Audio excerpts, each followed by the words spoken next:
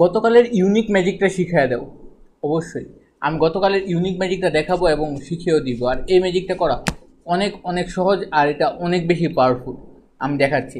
আমি একটা কার্ড থেকে জাস্ট একটা কার্ডকে প্রেডিকশন হিসেবে বের করে রাখবো। ধরলাম এই কার্ডটাকে আমি আগে থেকে প্রেডিকশন হিসেবে বের করে রাখলাম। এখন একটা কাজ করব, আমি কার্ডগুলোকে নিচে ডিল করতে থাকবো। দর্শকরা যে কোনো জায়গায় ইচ্ছা আমাকে স্টপ বলতে পারে। ধরলাম দর্শকরা এখানে স্টপ বললো, দর্শকরা চাইলে যে কোনো জায়গায় স্টপ বলতে পারতো। এখন একটা কাজ করি, দেখি এটার টপ কার্ডটা কি। এটার টপ কার্ডটা একটা 7, নর্মালি আসতেই পারে। এখন এখান থেকে 7টা কার্ড আমি নিচে রাখবো।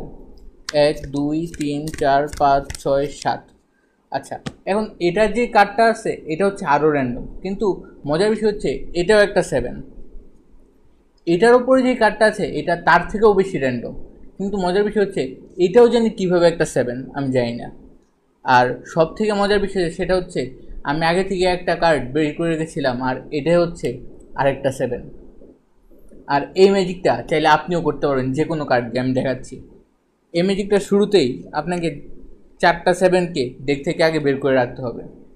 এরপর যেটা করতে হবে, ডেকের টপে রাখতে হবে একটা 7, আর ডেকের শেষে অর্থাৎ এখানে 6টা কার্ড নিতে হবে।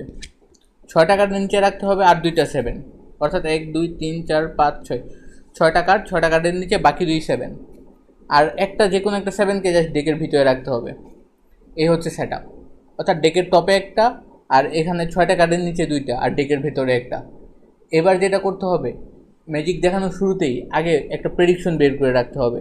আর প্রেডিকশন হিসাবে মাঝখানে যে 7টা আছে এটাকে আগে বের করে রাখবো।